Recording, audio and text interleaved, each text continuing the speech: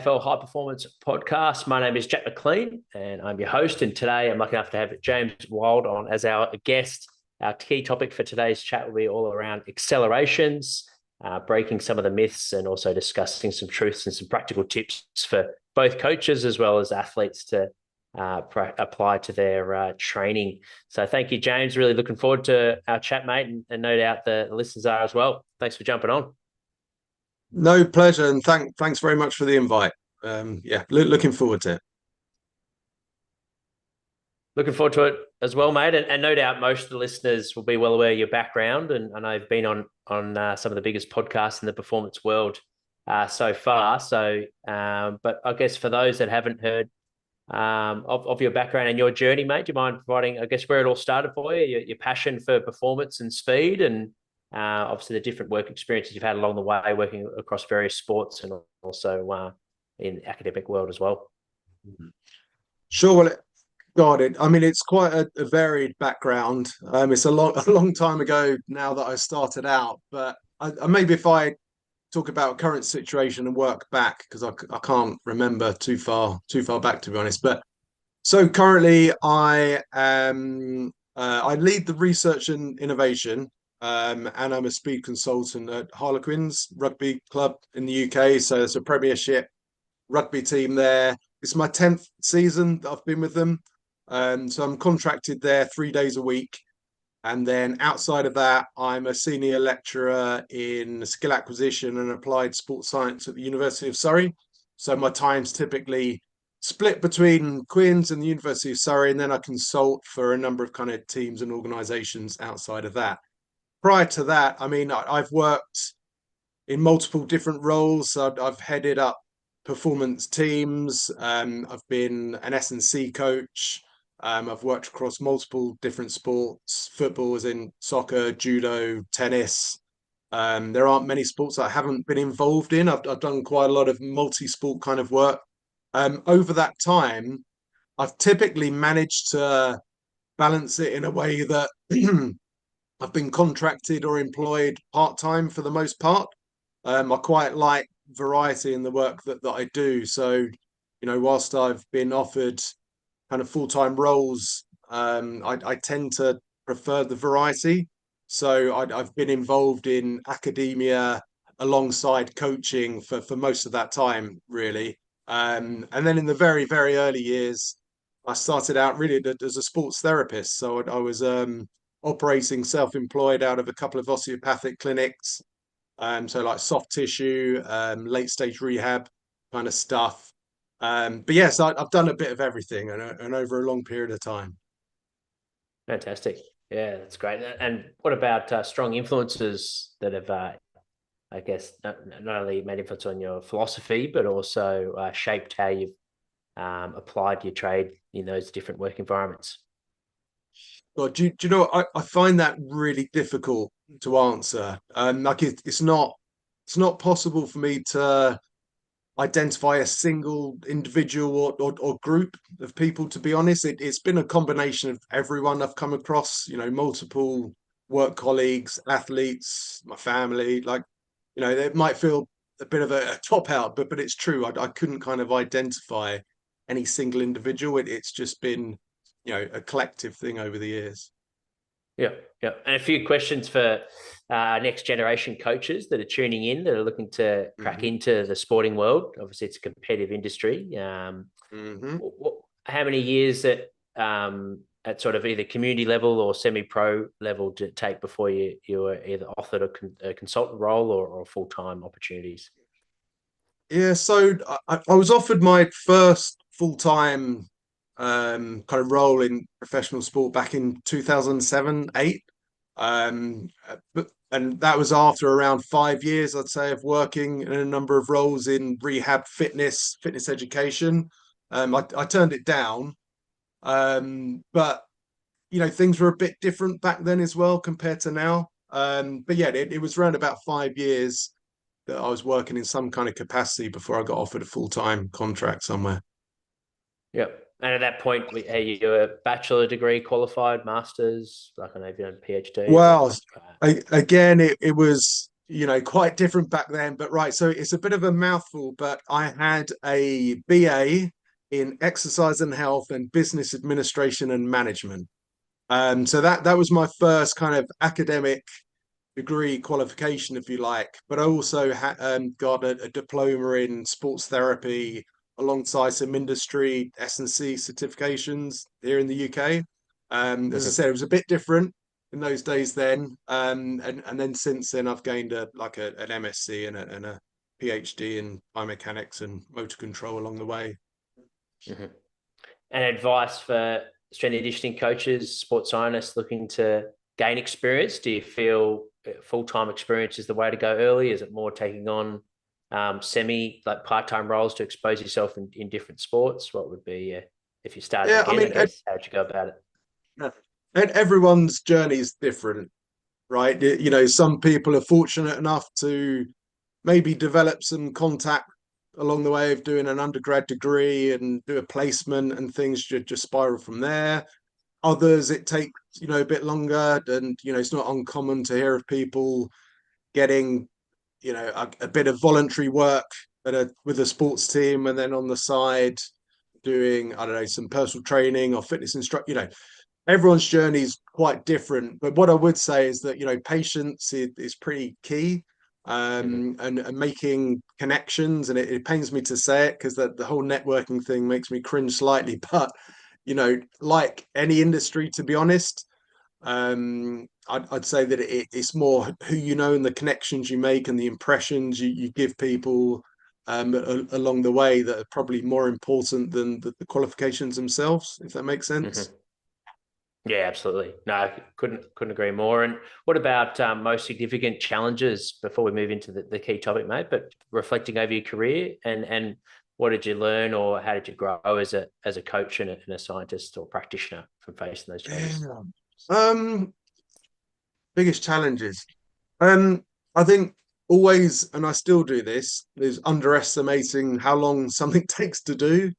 Um, like I always going probably overly optimistic, and think things can be done a lot quicker. So I guess it's, appreciating that over the years, it has, helped me somewhat. I still suffer with this as well, and I probably take on too many things at once. I always have done, again, because I like variety, but I've learned Mm. in more recent years as to, I guess, when to say no, or not yet, if you like. And I think I would sometimes as well previously blame myself for, or be hard on myself. If, I don't know, things weren't going quite so well, if an athlete was picking up injuries, results weren't going our way, I'd take that on personally. But I've, come to realize over the years that you can't control everything, and that a single event is, the outcome of multiple interacting factors, of which I probably haven't influenced as much as I may have first thought. So I guess I've, chilled out in that regard over the years as well. Well, fantastic. Sound advice, not just in that answer, but the previous ones as well, mate. Really appreciate sharing those insights for the coaches tuning in, looking to, I guess, maximize their time and get their first opportunity. We'll move into the key topic, and obviously it's one that you're passionate about and have got extensive research in, as well as both in applied as well as academic side of things. So I guess a bit of an intro into the topic. Why is it something that you're so passionate about, and for those tuning in, what are some of the key factors to improve acceleration, both from biomechanics point of view, but also from a training perspective? Okay. All right. There's a lot there. Where do you want me to start?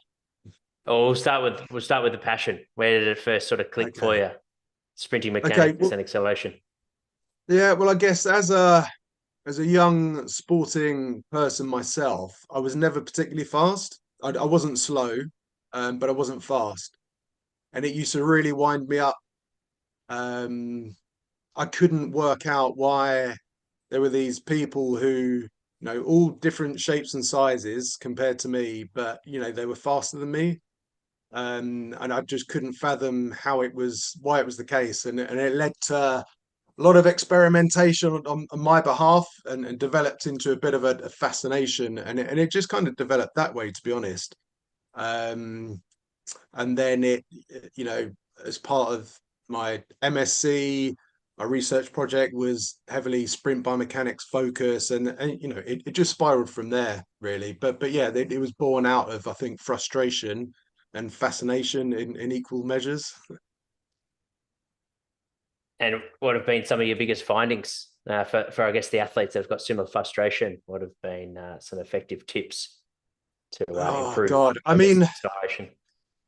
yeah. So I guess for me, it's about trying to unpick what the right approach is for a given individual, um, and trying to better understand someone's individual needs and what works best for them, rather than trying to work out, say, what Mm-hmm. the best training methods are in a general sense. And I think that's been probably the biggest find for me, and what I've found to be most useful in practice. After a while working with athletes, if they've had, a relatively decent kind of exposure to general kind of speed training and what have you, there comes a time when you need to try and move the needle, and that becomes harder to do. And trying to individualize a bit more, and trying to figure out what makes someone tick, and trying to address those needs becomes, then more kind of the angle that I'd look to take. Mm-hmm. Yeah, so if we sort of brought that to life, if someone was watching one of your sessions, working with a squad, would it be the preparation that the athletes are doing prior to training that's quite individualized? Is it the prescription, like the in training? Is it more the cues? Is it all of the above? Like, yeah, what does it look like? Yeah, so I think one of the potential issues with inverted commas like speed training, I find, is that people often view it as almost a separate kind of entity, like the speed program, and it's the speed sessions and done. And I think that's not always particularly helpful, because it becomes this separate thing to the wider program, and trying to find ways to integrate it seamlessly within the normal program, it is more ideal. So it's often a bit more flexible. When I say fragmented, I mean that in a way such that there are parts of trying to develop someone's speed that crop up everywhere within the program, as opposed Mm-hmm. to, just on this occasion we do speed. So I guess, broadly speaking, you could chunk things into three areas in my mind, and that would be like body structure, technique, and physical capacities. So from a body structure point of view, so at the most fundamental level, I guess, body structure can profoundly affect sprinting performance. So, for instance, the ground reaction force determinants that we know that that influence acceleration performance. So, being able to apply larger ground reaction forces in the right direction in short time frames, that's all relative to body mass. So fat-free mass beyond what is essential for, say, health purposes is detrimental to sprinting performance. So the most effective approach to improve someone's acceleration there might be sound nutritional intervention and perhaps some extra cardio, to enhance their body composition if they're carrying a little bit of extra. So that for me is still speed training, because it's something that's directed at trying to improve their acceleration performance, but they might not be actually sprinting per se as part of their training. And then I guess, sticking along the body structure line at a less fundamental level, although still significant, like, say that the distribution of an athlete's mass can impact factors associated with their acceleration performance. So, when you look at the world's best sprinters, we can see large muscle cross-sectional area around the hips, specifically the glutes, and with comparatively less, say, mass around the calf. And that distribution of mass is helpful since, large muscle mass of the hips and the upper thigh, that can increase the rate of energy which can be generated and absorbed at the hip to powerfully swing the thighs backwards and forwards. And limiting plantar flexor muscle mass might also be important, because greater like distal lower limb mass would increase the limb's moment of inertia, and that requires then more energy to swing it, affecting efficiency and speed of movement. So those kind of things are considerations from a body structural point of view as well. They might be a little bit harder to change in places, but again, that might be an example where there's something you're doing to try and address body structural stuff that again isn't directly speed training per se.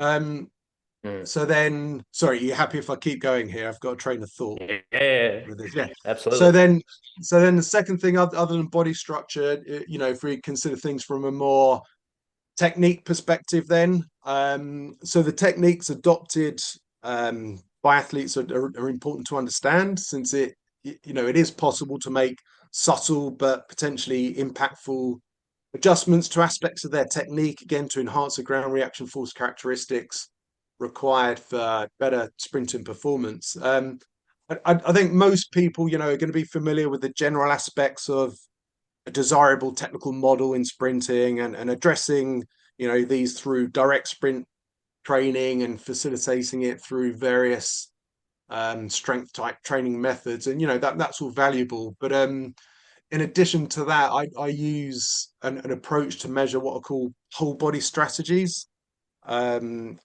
by obtaining some of the spatial temporal variables in the sprinting: step length, step rate, contact time, flight time. And I use that information as well to help kind of inform the more kind of technique related stuff that I might do with someone. Do you want me to go on to talk about that, or? Oops, sorry, pause there. Can you still hear me? Hmm. Yeah, gotcha. Okay.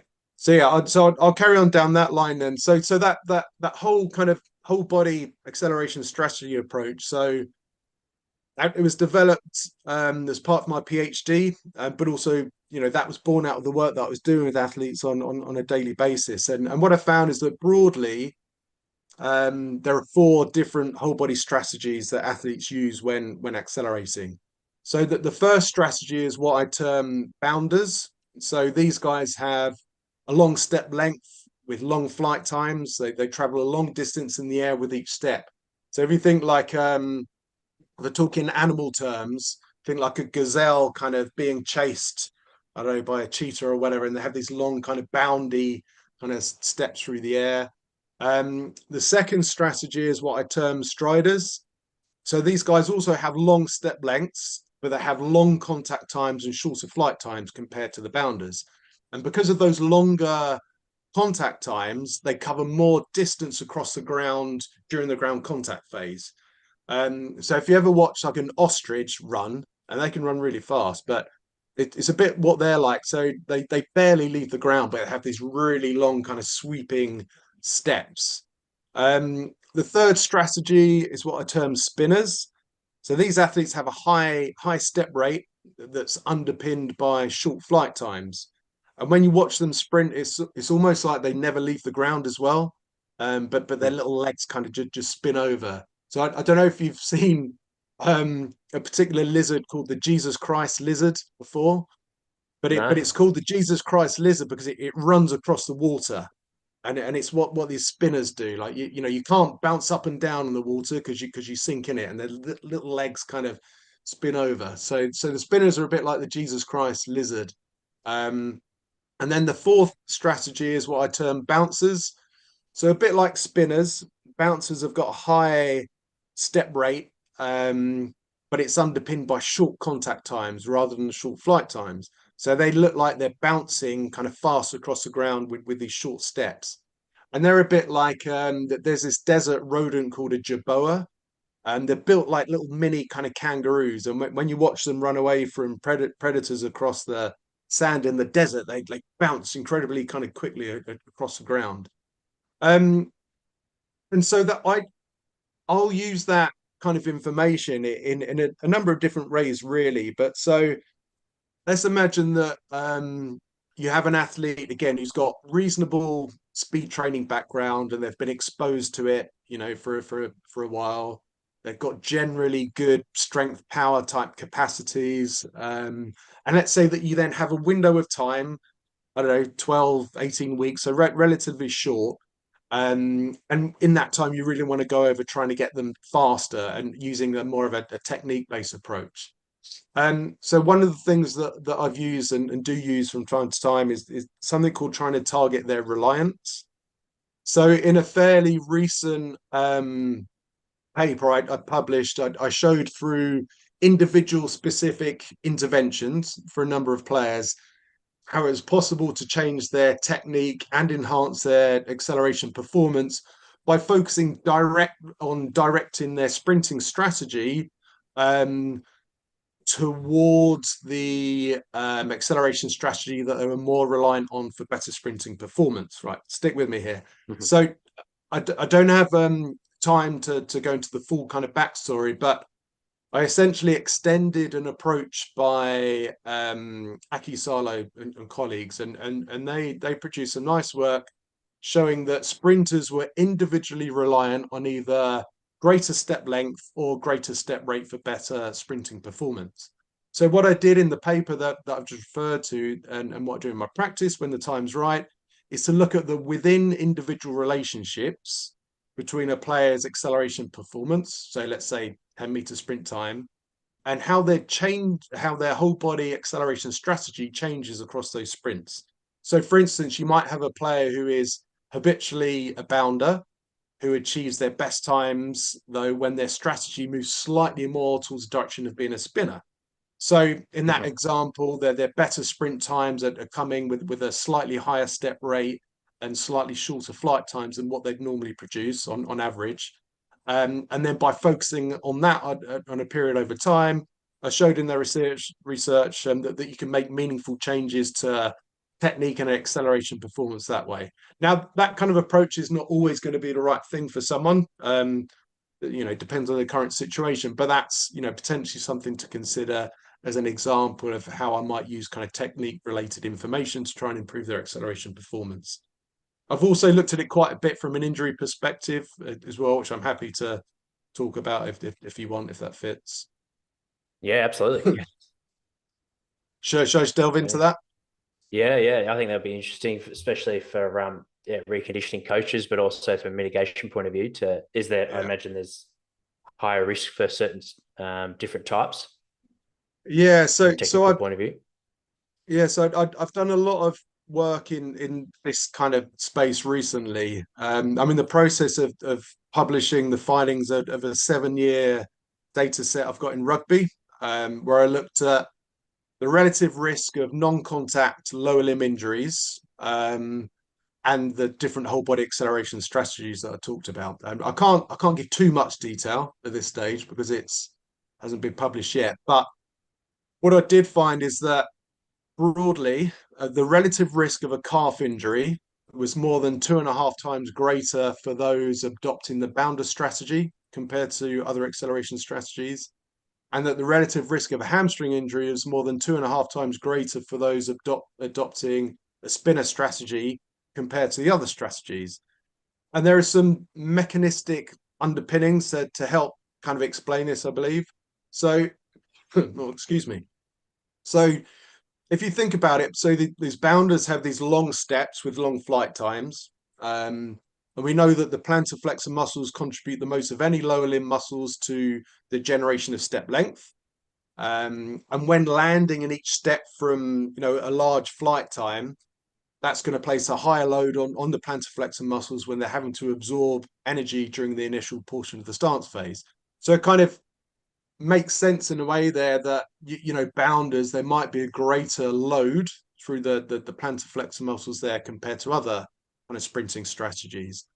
But for spinners, for example, it might be a case that the load is distributed for them a bit more away from the calf, but more around towards the hip and the hamstrings. So so for these guys, again, they have the high step rates. Higher step rate will load the biceps femoris to a greater extent when swinging the thigh segments back and forwards more vigorously to help generate those higher step rates. We also know that with shorter flight times, you'll often observe, so that the shorter flight times that you see in that spinner strategy, that's often achieved with a more forward trunk lean. So we know that, if you increase your forward trunk lean, it will 9 times out of 10 decrease your flight time. So then, if the length of the and with that, we know that tilting your pelvis forward is going to increase the strain of the biceps femoris and the length of it. So if the length of the biceps femoris is increased with a more forward trunk lean, and it's being loaded to a greater extent to increase step rate, then combined with less time during flight to recycle the limb, which might often lead to a more of a kind of casting action out of the shank prior to touchdown, then we have potential links here to explain why those who adopt a spinner strategy might be a more of risk of injuring their hamstrings. So that's where a lot of the work that I've kind of been doing recently has been on that. So identifying which strategies may or may not be at a greater risk of certain lower limb non-contact injuries, and then how we might be able to mitigate those factors as well. So I don't know, given those potential links for I don't know if we stick along that spinner and hamstring kind of theme there. So for if we have people that are spinners in our group at Quins, we want to make sure that they've got certainly adequate knee flexor eccentric strength, and the thresholds for them we might set a little bit higher than other athletes. And then from a monitoring perspective, we're maybe a little bit more considerate of the amount of high speed running they're doing as well, given that hamstrings typically pin when sprinting. Whereas for bounders and the potential link to calf injuries, we want to make sure that their calf strength is good. And again, the thresholds for that might be slightly higher for the rest of the group. And also that overall running volume is something that we want to be more considerate of for those guys, because we know that the calf is loaded to a great extent across all kind of running speeds. But yeah, so that would be some of the things I consider in that regard as well. Yeah, fantastic. That's fascinating. So it's not a matter of which makes a lot of sense. You're not trying to shift people away from spinner or from bounders. It's more a matter of accepting the fact that that's their strategy, and that we just want to build them as robust as possible to be able to reduce the risk of injury. Yeah. So I'd look at it, definitely that's part of it. So you're essentially trying to just support what their habitual strategy is, and helping them cope with it, rather than just automatically changing it. I guess it's then a case, if you were working with an athlete and they were picking up repeated calf injuries and they're a bounder, but they have the calf strength, they ticked all the medical kind of markers and stuff, and then you're at a point where you might be thinking, okay, well maybe we do want to start trying to shift them and redistribute the load slightly away from the plantar flexors.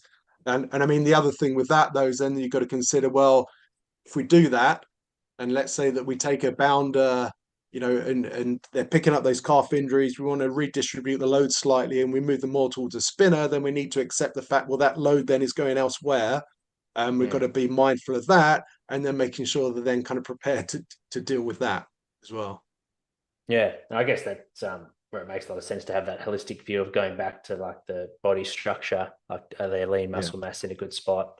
What's their lifestyle like? I think that's a good way, like how you sort of introduce the topic that speed is the whole program, and how can we influence the whole week and the whole program to integrate. It's a great mindset to have for all coaches involved, tactical, technical, as well as the physical. We all have a part to play when it comes to speed. For coaches working in, like, what are some of your most effective or most common, I guess, cues, but also training methods that you like to do from a capacity point of view to improve athletes' ability to be able to accelerate, but out of the gates better for those that perhaps are physically in a good spot with their body composition, and they're really technically efficient. Moving to the capacity side of things, what are some of your go-tos?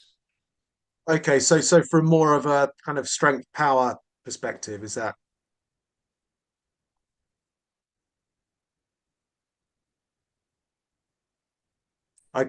I'm guessing. Sorry, it's just frozen a bit there, but I'm guessing you mean from a more kind of strength power perspective. So if that's the case, so in that kind of context, the way I look at it is that strength qualities are primary factors associated with an athlete's internal force producing capacities. And if you think about it, since the forces transmitted to the ground during sprinting are dependent on internal forces generated by the various structures around each major um, joints. So then with that in mind, then like the strength power type approaches that should be taken with the joint kinetics in mind, in my opinion. So if we think about those initial steps in acceleration, um, those internal kinetics are more of a what I would term like power generation, so more concentric explosive quality overall. So if we think about from the knee extensors, for example, we might bias some of the strength work there through, I don't know, single effort jumps, loaded squat jumps, squats, etc. But with program design variables appropriate to the development of that more kind of explosive strength through knee extensors.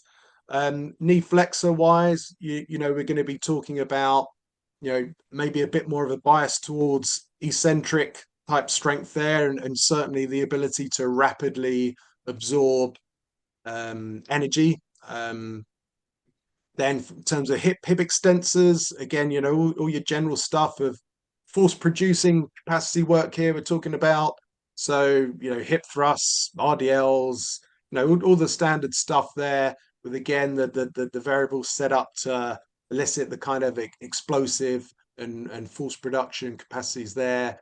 I think the anterior hip is quite important as well. And I would typically tend to train that in a way in which, if you think about towards the end of the stance phase in a step, where whilst the hip is extending, so the thigh is rotating backwards, the anterior hip muscles have to kick in rapidly to absorb energy to then kind of catch the limb and recycle it forward.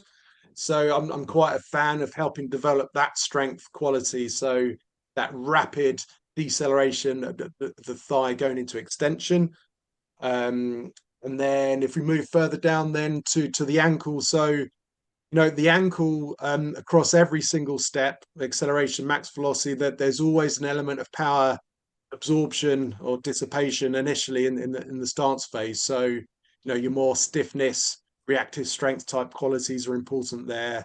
So talking combination of plyos and isos, that kind of approach there. So yeah, so from a kind of physical capacity with regards to strength power qualities, they're the kind of things I have in mind, but they're directly linked to the joint kinetics involved in acceleration.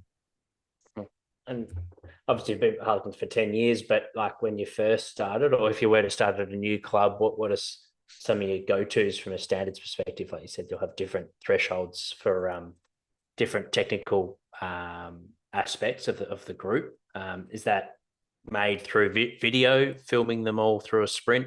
Do you like to see a few videos over a pre-season to be able to build that technical model?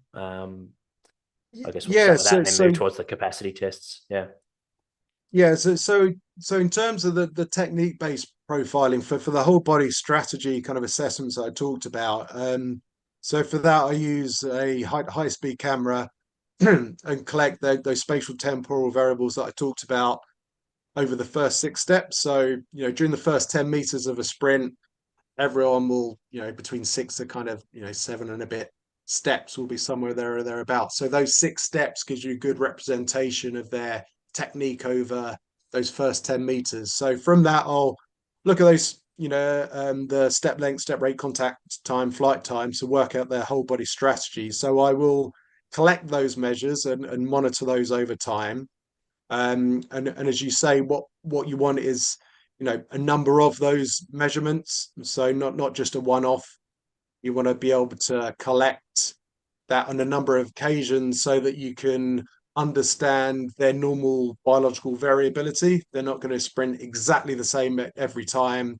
That's important to understand alongside any, I guess, variability and test error associated with the technology that you're using. So it's important to understand that variability. So that means testing sprints on more than one occasion and getting multiple sprint efforts, so then you've got confidence to say post an intervention whether change has taken place or not. So I'll use that video to obtain those measures and longitudinally track those. But then the video is also useful from some of the more aspects of coordination in the sprinting that I'm looking at. So, a bit more around the coordination patterns of the lower limb. So more of the kind of angular based stuff that you might talk about. I won't necessarily measure that. I'll use it more from my eye to check just from a more qualitative perspective. But that becomes useful. And having those videos are really useful because, unfortunately, most people pick up an injury at some point, and it can be really useful to have, the videos prior to an injury taking place to call back on that information. But going back to your point, yes, a pre-season is an ideal opportunity to collect that kind of information. And so I'll collect that from the technique side, if you like.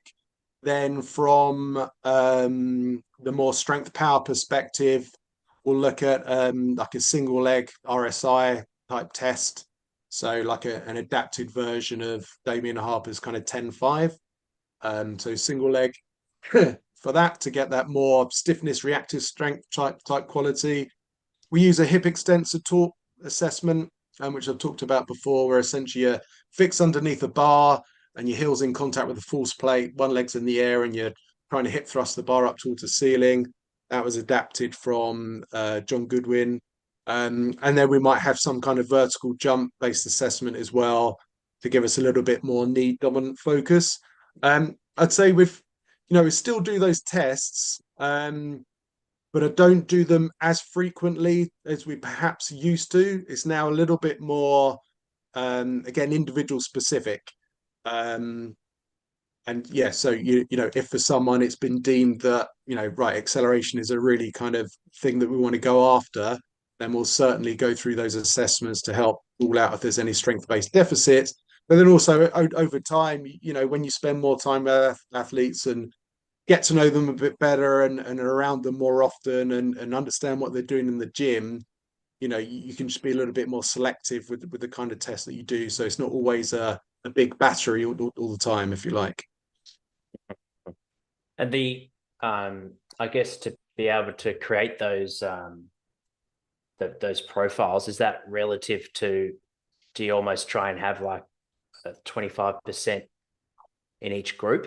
Is it relative to the group, where there might be more bounders in a particular population, but you try and spread them over the 4 different running technique strategies? Or if you do happen to have 50% that are classified, that you've come under a model where if they have a certain amount of flight time and certain sort of stride rate, that they fall into that bucket, and you could have 80% of the squad all bounders. Is that a potential? Yeah, so it's an interesting one. So sticking within like the rugby cohort, for example, so you will see within that group fairly even distribution across all of the 4 strategies. Across any sport, there's generally more people who fit into bounder and spinner strategy compared to the bouncer and strider one. So you typically end up with slightly more in the bounders and spinners, but you do get a fairly even distribution. And when you look at any sport, or based on the data that I've collected in any sport, you see the similar kind of distribution within those sports. So again, within hockey or sprinting, sprinting, whatever it is, if you're just sticking with that cohort with a data set just on those athletes, you will see the same kind of distribution. When you combine data sets, so if you put rugby players with sprinters, for example, then whilst you'll still get some athletes in all of the quadrants with that mixed data set, there's a general trend of sprinters being more towards the bounding strategy compared to the rugby players. And I think that that can be explained by factors such as body mass. So more towards the kind of bounder or bouncer strategy, they're the shorter contact times, and with the bounder strategy, longer step length, which is typically what you see more with the track athletes compared to rugby players. Some of that's going to be explained by body mass. Some of that's going to be explained by surface, differences in surface, and being in spikes on a track versus studded boots on artificial turf or whatever it is. Some of it's going to be by training background. So sprinters will typically be, coaching those early steps to, have these long, almost like a more boundy type action anyway. So all these factors would go into kind of explaining that. But even then, you'll still see, some sprinters in all of the kind of strategies as well, if the data set is large enough. I'd say that body mass definitely seems to influence the bouncer strategy, in that, so the bouncer strategy is the one that's high step rate but short contact time to do across the ground. It's rare to see a heavy person in that kind of strategy there for obvious reasons. And the other thing that's quite interesting is, I think sometimes you can see how athletes have literally adapted to their training environment and their sport. So one of the more interesting data sets I've got has compared international female lacrosse with international female hockey. So when you, in terms of their anthropometric qualities, body mass, etc., all relatively similar. The surface that they play on relatively similar, but the unique demands of the game seem to kind of bias their strategy or the acceleration strategy slightly differently. So what I tend to see with the field hockey players, again, if you look at that in isolation, just the field hockey, reasonably even distribution, and the same in isolation with lacrosse. But when you combine those data sets, you can see some differences. So with the field hockey lot, they're typically more towards that spinner strategy, a higher step rate, shorter flight times. So what I think's potentially happening there, if you think about it with field hockey, they're often stooped over a lot, right? They're, the ball's on the floor, sticks in the hand, ball's on the floor, having to play the ball on the floor. So they're often in that stooped over position with more of a forward trunk lean, which then we know reduces their flight time.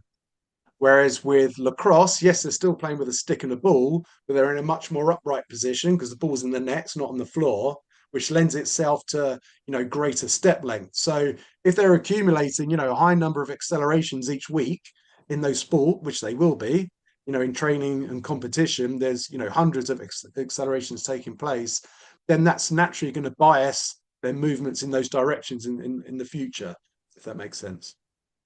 Yeah, absolutely. And do you think, I guess for the just do they have? I know you want them to have a higher calf threshold to help mitigate against calf injuries, but do they naturally, because they do use their plantar flexors more, do they have stronger calves? Like, are they sort of is that a factor with the strategy? Or really interesting question, because that's not always the case, and it's quite common to find a bounder who's quite weak, the plantar flexor, or just as common as someone who's strong.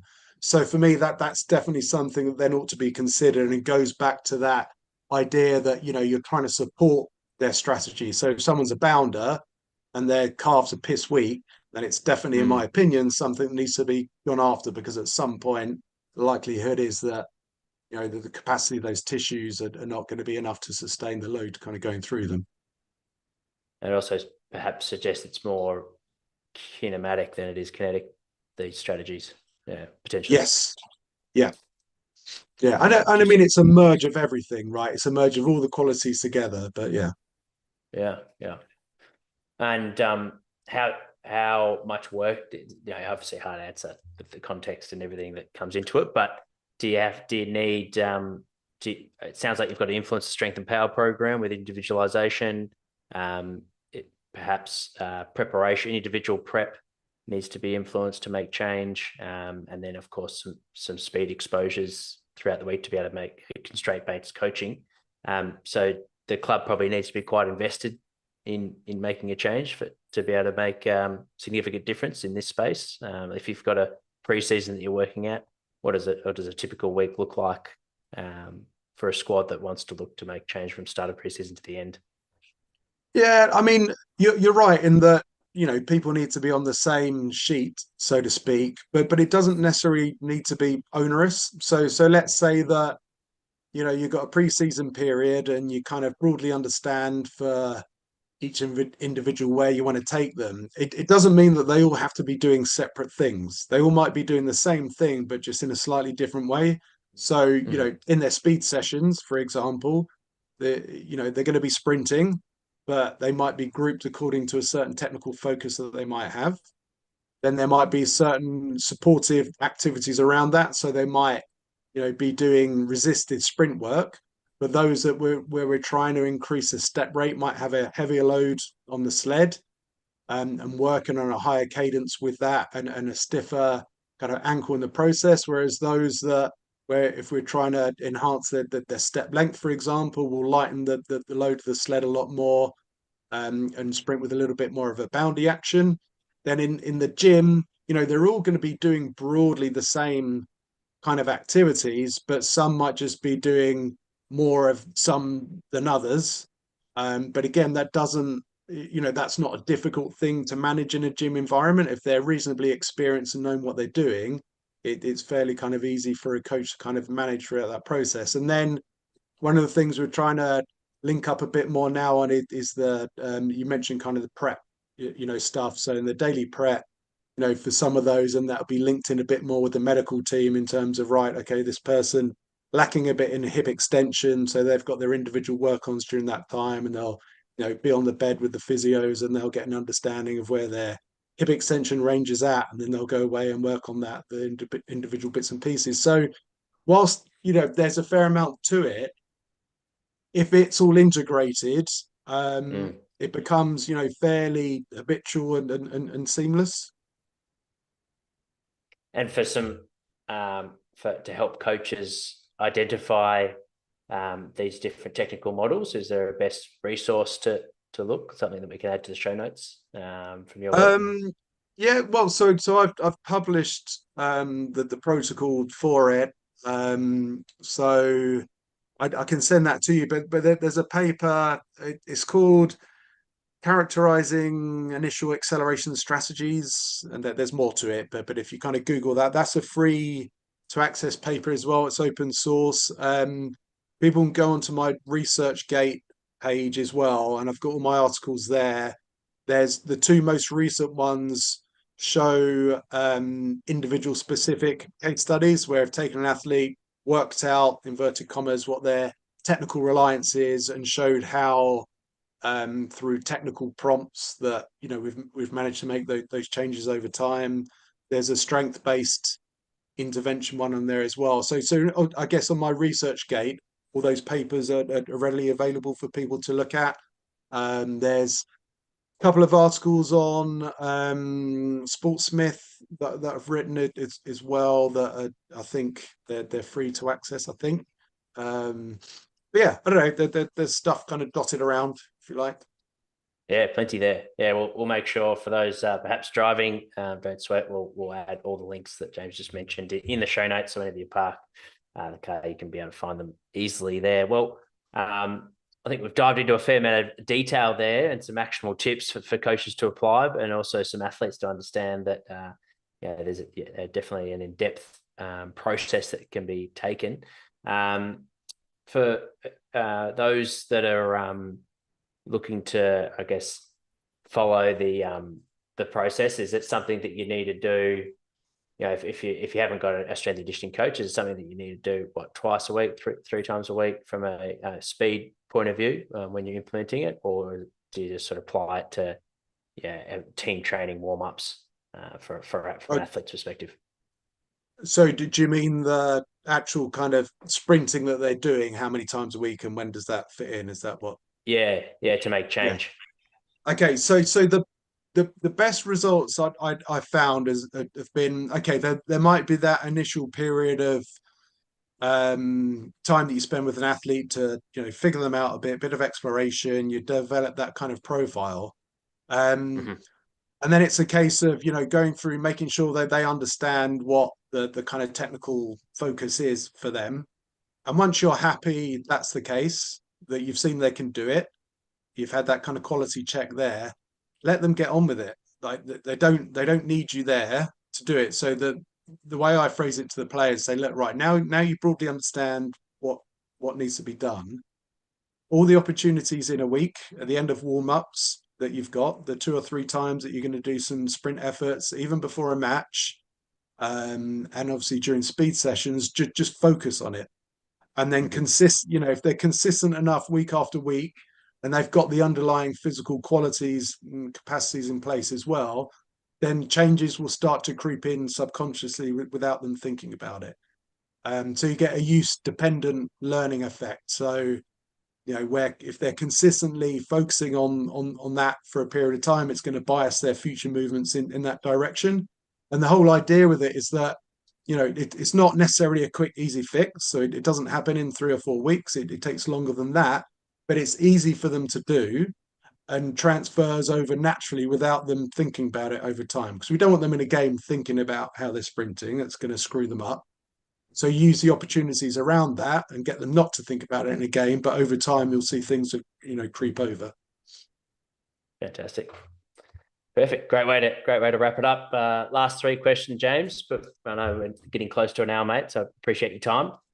In your Fine. work life, any pet peeves, anything that fires you up from a could be work perspective or industry perspective? From an industry perspective, people over promising results for their own commercial gain. There's a lot of that flying around at the minute, which is misleading to say the least. So Hmm. that winds me up a little bit. And see that kind of thing going along. Being late, there's a valid reason for people being late, then no problem. But when there's not in a workplace, that's something that can bug me. And I don't know, jumping to stupid conclusions. I don't know, like in a debrief of why a game's been lost or why this injury has occurred, and some of the things that jumping to something spontaneously without really taking time to think it through. Inevitably, it's always fitness is the issue when it's probably not. Or don't know. They're things that jump to my head. But Yeah, yeah. And favorite way to spend a day off? oh God. So I've got 3 kids. So a day off is not really a day off. But yeah, doing stuff with the kids is great. I enjoy watching them play sport. My 2 eldest 2 boys, they're involved in a lot of sport, rugby, taekwondo, gymnastics, and stuff. So I love watching them take part, and just try and switch off from the day to day. But I don't know, going out, having a few beers with mates, out for dinner with the wife, general boring stuff really. But yeah, just something to switch off. Yeah, yeah. And obviously, we're in the recording of this podcast in middle of February 2025. What's on the horizon, mate, that you're excited about for the rest of the year? Uh, Yeah, you're right. It's February, so it's dark, cold, and miserable. So I'm looking forward to a bit of sun later in the year. Holiday to Croatia, and then obviously British and Irish Lions are touring down to Oz. So looking Oh, forward yeah. to watch that. That should be fun. Yeah, I don't know. That's probably about it. Yeah, yeah. Fantastic. Well, we've obviously mentioned your research gate, which we'll add the link. But for anyone that's got any follow-up questions, where's the best place to connect? Um, so I don't know, a little bit less on social media now than I was, but still on Twitter or X. So there's Wildy, so WILDY_JJW. And then my consultancy business comes under a trading name of Furo Motion. So on Instagram, I think that's on there. So furo.motion. But I'm happy for people to email as well. Like it might take me a while to get back, but um, best email, I don't know. I'll give my Surrey one to like j.wild@surrey.ac.uk. I don't mind if people contact me. As I say, like, apologies if it takes a while to get back, but I do try and reply to everyone who contacts me. Fantastic. Yeah, I appreciate it. Thank you for providing those details, mate. I'll add those links to the show notes. So for anyone that's looking for those, you'll be able to find them easily there. And thank you for those tuned into this live episode. If you tuned in halfway, make sure to tune in at the very start. You can find it on our YouTube channel. We'll release it onto our podcast in the next few weeks. Our next live chat is with Baleen Couples, which will be 7 p.m. Australian Eastern Standard Time, February the 18th. So I look forward to seeing you guys then. Thanks again, James. Really appreciate it.